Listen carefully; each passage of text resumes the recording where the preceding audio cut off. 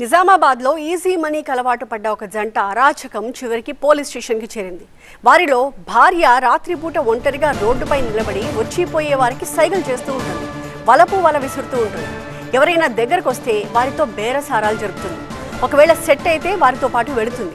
ఈ వ్యవహారాన్ని దూరం నుంచి భర్త గమనిస్తూ ఉంటాడు. వాళ్ళని ఫాలో అవుతూ ఒక బైక్ పై వెళతాడు. అయితే భార్యతో కలిసి వెళ్ళిన వాళ్ళు లొకేషన్కి చేరుకోగానే గొడవకి దిగుతాడు. భార్య కూడా అక్కడికక్కడ ప్లేట్ ఫిరాయించేసి అత్యాచార యత్నం అంటూ మాట మార్చేస్తుంది. వాళ్ళిద్దరి మహా డ్రామాకి షాక్ తినే ఆ వ్యక్తులు కాళ్ళ వేళ్ళ పడతారు. అప్పుడు డబ్బు టాపిక్ తెచ్చి వాళ్ళని పీడిస్తారు.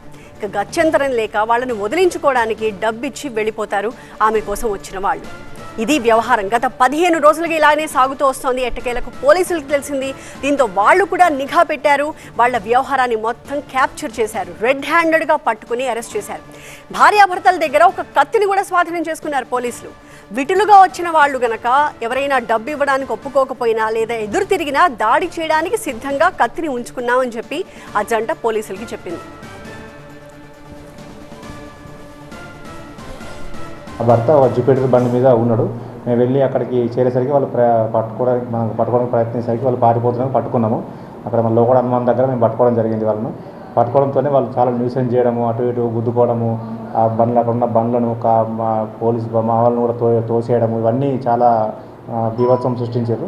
సో వాళ్ళని మెల్లగా నచ్చేపి పంచుల సమక్షంలో మేము వెళ్ళిన వాటికి వాళ్ళని నచ్చేపి మెల్లగా మేము ఇక్కడికి రోడ్డు మీద మనం విచారణ చేయడం కాబట్టి పోలీసులకు వచ్చినాం. పోలీసులకు వచ్చి విచారణ చేస్తే వాళ్ళు కన్ఫెస్ అయ్యారు, ఒప్పుకుంది వాస్తవమని చెప్పారు. వాళ్ళ నుంచి కూడా మేము వాళ్ళ బండిలో ఒక చిన్న కత్తి కూడా ఉంది.